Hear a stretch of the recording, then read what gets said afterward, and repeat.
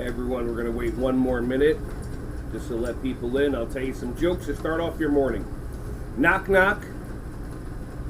Hatch. Bless you. Bless you, and I hope you're having a wonderful morning so far. Hope you have your cup of something or other. Anybody drink coffee? Anybody ever tried Turkish coffee?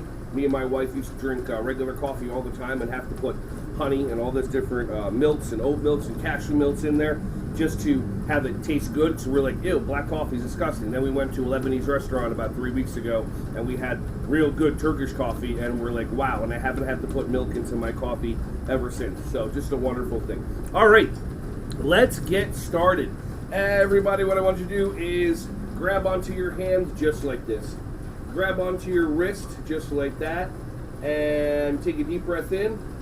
And as you breathe out, I gently want you just to pull across like that until it gets tight. And then just hold it. That's all you're doing.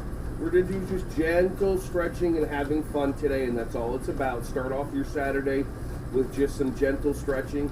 Breathe in.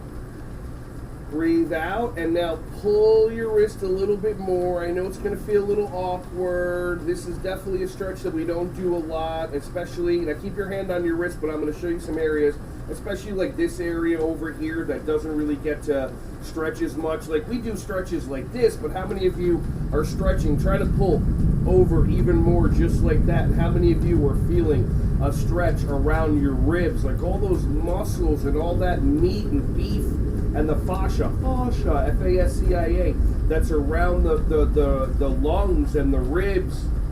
We need to stretch it so that we can breathe in deeper. That's important. Now gently just put your arm back down. All right, awesome. Move your arm around just a little bit. I'm gonna make sure that I can see everybody. Tremendous. Yay. Okay, cool. And now let's do the other side. Take your hand like this. Grab onto the wrist like this and take a deep breath in and breathe out for yourself and gently just pull just like that, grabbing onto that wrist and just pulling. This side for some reason is so much tighter. I think I slept wrong. Anybody ever sleep wrong? Like anybody ever sleep right? It's so interesting. We fall asleep and we can't even control what we do when we sleep.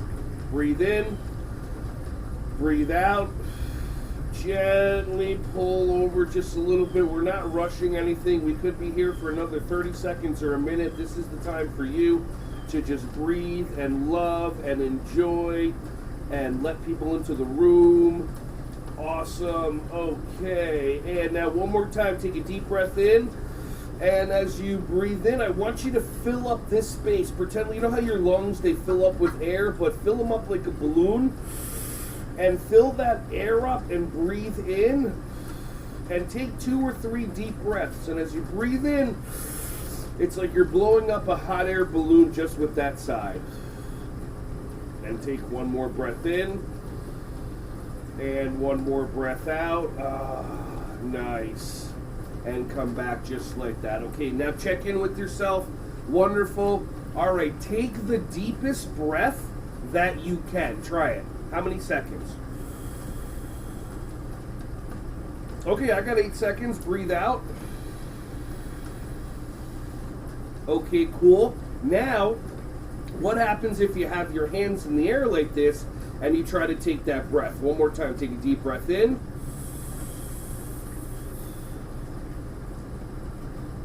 And how many of you are still breathing in? How many of you are like floating up like that? Awesome. Okay, so this is going to be the lesson in jellyfish breathing. So jellyfish breathing, and then I love that you practice it with your kids. It's a lot of fun. If you saw the video that I shared that I do with the kids, it's wonderful. And then we play. So it's all about play too. So 3 levels to this breathing. Okay, first thing, just have your hands down to your side like that. I have the chair that's blocking me, but it's fine. You could be sitting up like this. Yeah, you know what? Let's do that. Why not? Let's sit down. Okie dokie, artichoke. Have your arms out like this. Now, I want you just to breathe in for 2 seconds, and you're just going to go like this. And then breathe out for 2 seconds. Easy peasy, lemon squeezy, Georgian wheezy. Ready? Breathe in. And breathe out. Okay, cool. Now, I want you to breathe in for 4 seconds. And it's going to be 1, 2, 3, 4. like we're going up, like we're flying. Spread your wings and fly. And then down like this, 2, 3, 4 seconds. Okay, ready? And breathe in, 2. 2 more. Out, 2. 2 more. Just like that. Let's do all of it together, 4 seconds.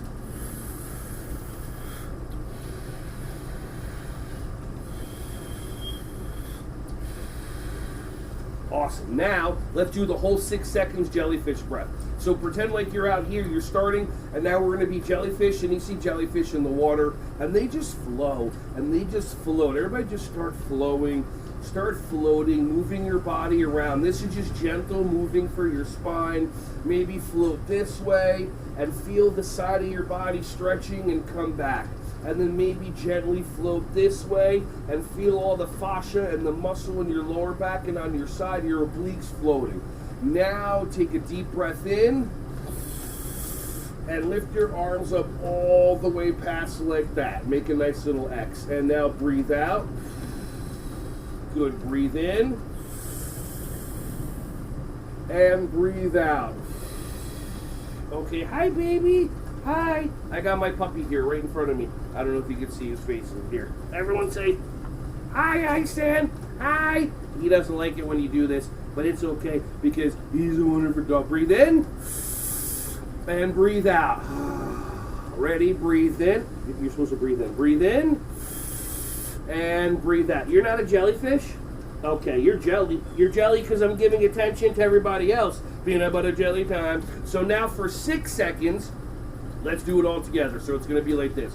1, 2, 3, 4, 5, 6. 1, 2, 3, 4, 5, 6. How many of you were like, this is like ballet training? 1, 2, 3. Okay, ready? So now, we're going to do the nice big belly breath in. 1, 2. Oh, I'm not going to count. I'm sorry.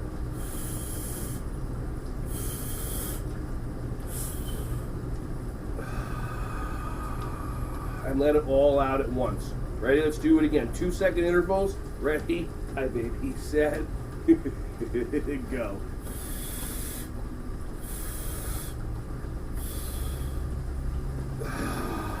And now try it all together.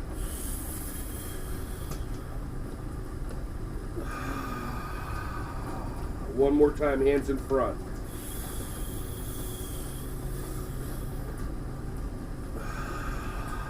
And I'm telling you, doing that side body stretch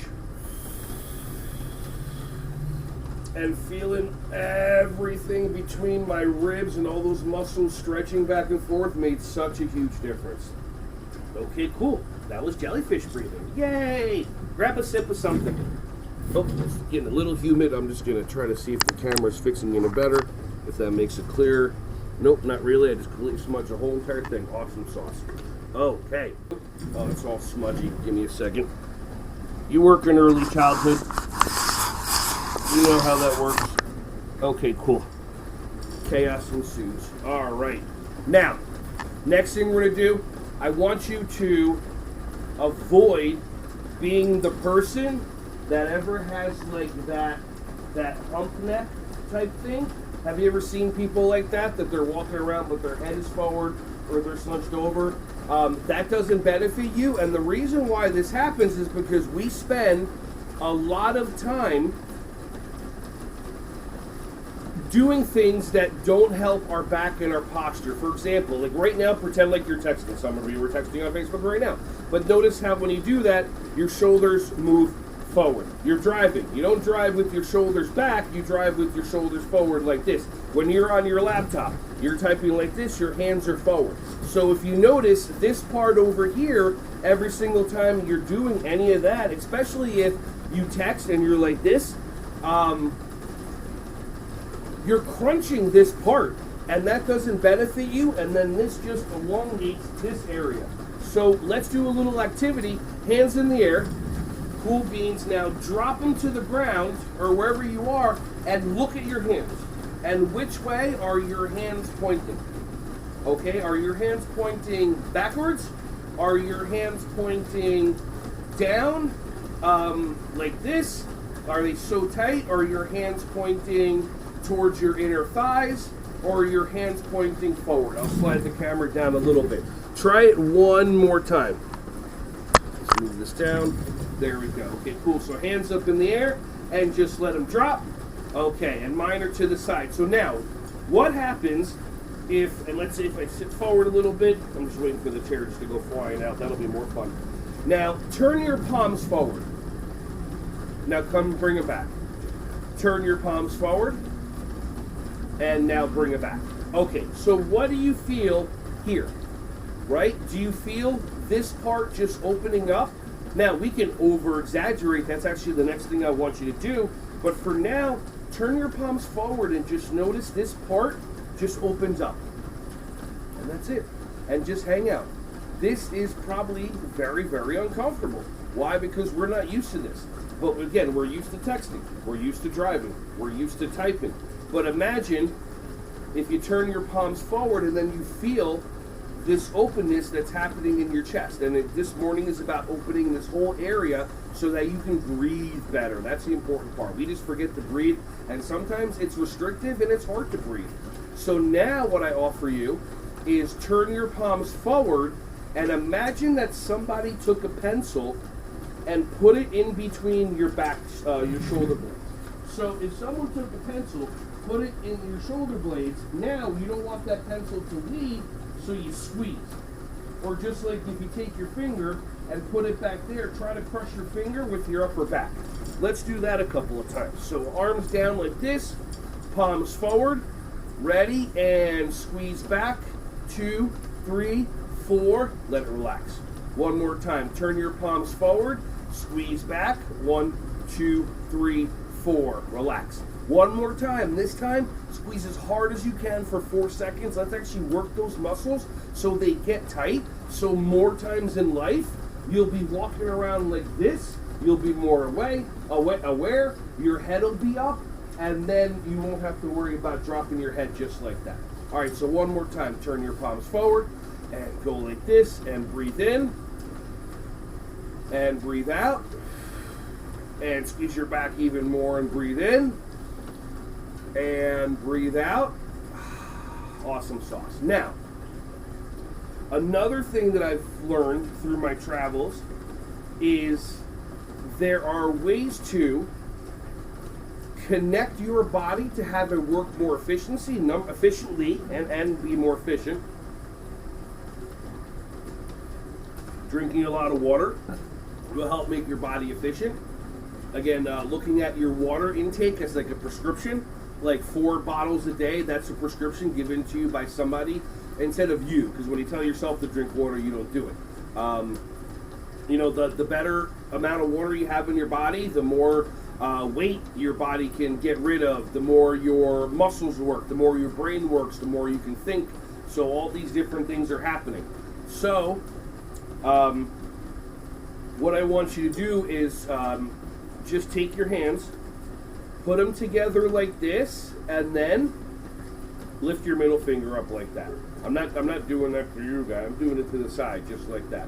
So ready? Now, there you go. You got it? Cool. Now, drop your hands. Put them on your lap. Take the biggest breath that you can. Count how many seconds you can do it. Ready, set, go.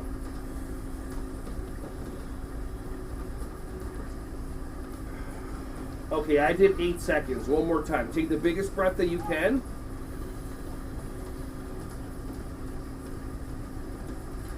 And breathe out. My dog is barking to my wife to take them, but it's raining outside, and she's the wonderful person that's letting everybody in, and he's just staring at her going, "Oh!" But then he's going to go and stand by the door and go, "I don't want to go out."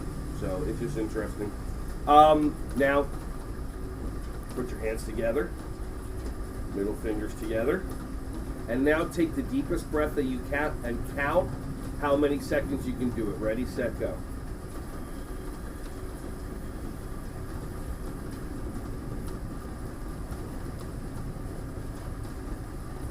Oh, I got 14. Let's do that one more time. Ready? Keep your fingers like this. This is amazing because when the body connects, you know, we have electricity through our body, we have electricity through our brain. When you do these kind of mudras, M-U-D-R-A, if this interests you, look them up. There's all different mudras for health, for just tons of stuff. There's a way that the body works that when we connect it perfectly. It's amazing. Let's do that one more time. Ready? Just like that. Hands like that. Awesome, cool. And now take a breath in.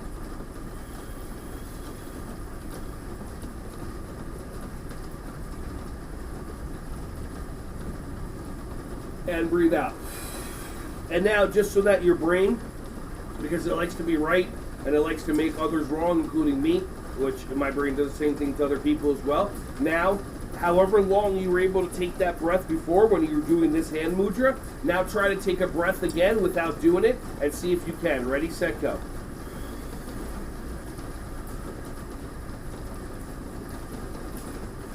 Oh, to me it was 10 seconds and it felt like it was like I was forcing it. So try that. And by the way, do this with your kids. Maybe have a competition. Imagine instead of yelling and doing other things that, they got their energy out and now they want to do some breath work, especially with you. Try that. Do a thing where you teach them how to do it and then make a competition out of it. See how long they can breathe in. Everybody go like that. And you do this 3 or 4 times. You're super high energy, ADHD, gifted kids. They're going to bring themselves to a different level just because of the amount of oxygen. That's also one of the problems, that we don't oxygenate ourselves anywhere near as much as we're supposed to, and then our body's always in like a situation of like, I gotta breathe. Like, how many of you know that you're a shallow breather when you're sitting at the office or when you're with your kids? You're just sitting there, you notice, you're like that. One thing I highly recommend to do is yawn as much as you can. Yawn as much as you can. Our body needs oxygen. When I go to a training or I'm doing a conference or a keynote and I see somebody yawning, I'll accidentally, because all of a sudden they look like the cowardly lion. I look over and see somebody like, I'll fight so with one hand. So I look over, but then the person makes eye contact with me, and then this beautiful yawn where they're just breathing in all this wonderful air turns into like that. And it's just like, because their brains make up a story, and then they're not taught like I was taught probably 25 years ago, which totally blew my mind, that just because my brain says words doesn't mean A, it's me, like my spirit, my soul. B, I don't have to do what my brain says. I don't have to respond to it. What blew my mind, I learned that when my brain says words, that doesn't mean they have to fly out of my mouth. A lot of times they do, especially when I'm presenting and performing, because I'm coming from love and joy and happiness. But sometimes our brain has these negative thoughts, and that doesn't benefit us. And the reason why it has it is because we as human beings have a dopamine system in our body, just like we have all these other systems. How many of you like to be wrong? Raise your hand. Yeah. How many of you like to be right? Raise your hand. How many of you raised both hands? You told them, raise their hand to the person next to you. It's just part of us. I didn't even say be right about what. To some people, it doesn't matter. It's just we want to be right. How many of you have ever said to one of your kids, you get what you get, finish the sentence, right, and you don't get upset or you don't throw a fit? How does that help? And how do you say it to one of your kids? Do you say it to your kid if one of the kids comes up to you and goes, I want 5 more minutes on the computer? Do you look at that child and go, my dear, my joy, my precious child, you get what you get, and you don't get upset, namaste to you. We don't say it like that. We're like, you get what you get, you don't get upset. It's just because, and it flies out of our mouth. And it flies out of our mouth, and why do we say it? Where did you hear that? Well, there's no, you get what you get and you don't get upset in real life. Even like you getting raised by people, did people say that to you when they came from a world other than education? No, but what happened? You walked into a preschool for the first time.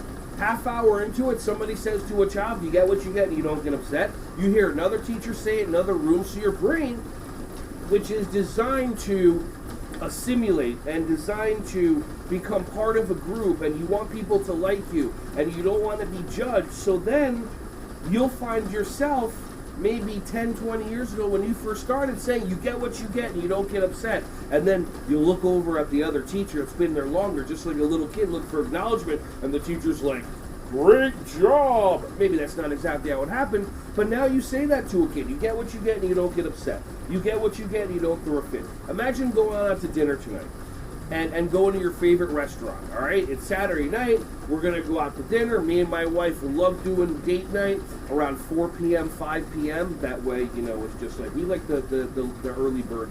And you go out to eat. Where are all the steak eaters?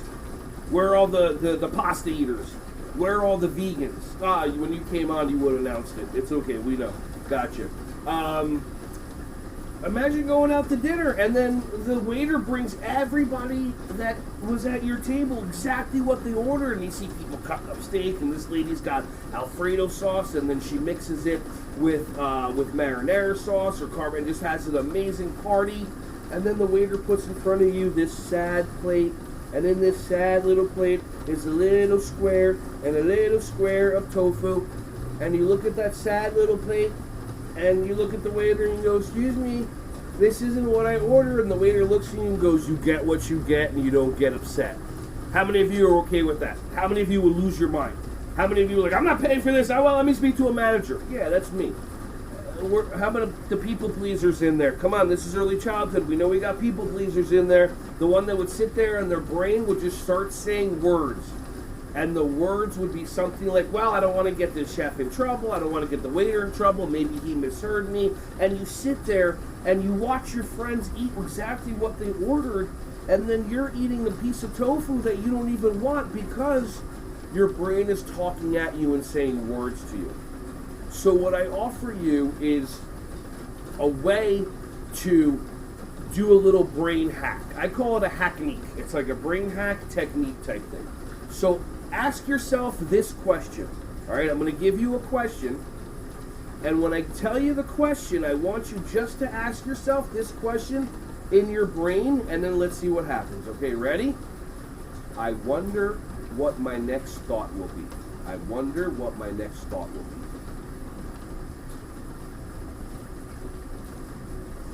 What happened? What happened? How many of you went blank? Give me a thumbs up or give me a yeah or something like that. How many of you, the voice in your head just stopped and it was just quiet? Alexandra, how did that feel? Didn't it feel, for me, Patricia, right? For me, it's like, oh, this thing's been going on for 20, 30, 40, 50 years. So what I think is that the brain has certain things that it's supposed to do, and then the body has other parts, okay? So our stomach, our gut, has different things that it does, including eat and process, but also has its instincts. Our heart has its different functions that it does. And one of the functions that the heart does, it wonders. Because that's where our inner child is. It wonders. I wonder who I'm going to meet tonight. When you were a little kid, I wonder what I'm going to do today. I wonder how I'm going to play. I wonder what we're going to do in school. I wonder this. I wonder that. And through life, the wonder kind of accidentally leaves or gets diminished because people around us say things like, grow up. If you can't make money doing that, then you should stop doing it. Like, my wife just started sewing 2.5, 3 weeks ago. And when she comes in, and she made a bag, and she made a pillowcase, and it was just the joy on her face was so wonderful because her inner child is having fun, and now she's got a space in her bedroom where she's got a sewing machine, and it's going to be incredible. And it just, her inner child just gets to play. So that's another reason why our heart shuts off. And when our heart shuts off and we don't follow what this is telling us to do, then in life we just go into our automatic programs, and that's where the brain comes in. And the brain is the one that tells you, make that person wrong, get a shot of dopamine. You're right about that. Here's a shot of dopamine. You feel good for 1 or 2 seconds. How many of you know people in life that never are wrong in their minds? That's all they have. They've been shut down so much, and for us, it's about opening up their hearts and giving them joy and happiness. So what I offer you is, next time you feel any way that you don't want to feel, ask yourself, and maybe even write it down. And again, remember, my voice in my head tells me I don't need to write it down, that I would have forgotten half the stuff I wanted to go to. My heart goes, you're not going to remember. So I took a picture of my Excel spreadsheet that I'm keeping track of all the things I'm going to be going over every other week, and then I can look at it, go, okay, because I don't believe my brain anymore. I've just learned over the years, my brain just lies to me, and then when I fall for the lie, it laughs at me. That's just the way mine is. So again, something's going on, something's happening. I wonder what my next thought will be. And then once your brain goes blank, you got 2 seconds tops, maybe 3. Right there, just go. And do your jellyfish breathing, and you know what? Think of SpongeBob. Remember SpongeBob when he's going around, he's trying to catch the jellyfish with the like that, and just, have fun, be joyous. Maybe go watch SpongeBob after this while you're doing this. I mean, I love SpongeBob. I didn't know what SpongeBob was. I was a personal trainer 20 plus years ago, and I'm working with kids, and I'm watching this kid. I let them watch TV because some of these kids had ADHD and they were so focused, but it's like, fine, I don't care. You do this, and every time we go to commercial, you're doing squats, push-ups, whatever it was. And then we're starting to watch SpongeBob. Mom comes downstairs. This is the second show. We did an hour training. We watched the first episode of, I think it was like Kim Possible or something, because he loved that show too. Kim Possible and Ron Stoppable. There you go. And then, so Mom comes downstairs. She's like, I'm not paying you to watch TV with my kid. I say, Ben, turn around. He's dripping. He's got sweat stain going down like this. She's like, oh, no, you're good. And then we watch an episode of SpongeBob that I've never seen before, and it says special guest music by Pantera. And Pantera, if anybody knows, is a heavy metal band. And during the show, they're doing a chase scene, and you hear, which I'm like rocking out to. So it's interesting how you can connect with different things. Watch SpongeBob. It's got adult-ish comedy layered inside silly stuff. Or if not, let your inner child play this morning. It's Saturday morning. Get some cereal. Go onto Instacart, wherever you are. You can, within an hour, get the biggest bowl of the worst food in the world, Lucky Charms, Fruit Loops. Get the 10-pack with the Corn Pops and the Honey Smacks, and mix it all together and sit there and put on some cartoons from YouTube and watch the old Thundercats, watch Gem, you can tell what my age is. So just think about that and notice that if your brain starts Saturday morning, you got to do this, you got to do this, you got to do that, ask yourself, I wonder what my next thought will be. And then and just do one more. Maybe sit there, I wonder what my next thought will be, and then put your hands together and hand mudra, and go like that to your brain. Anyway, and just sit there and then just go on Instacart and spend $15 and get some yumminess delivered to you. And have yourself a Saturday morning cartoon party. And then at 11 or 12 or whatever time it is for you, then try it. And just remember, life is about joy, life is about happiness.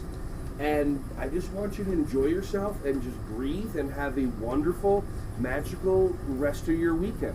I wonder what my next thought will be. Breakfast. I'll see you guys in 2 weeks. Have a great one. Bye.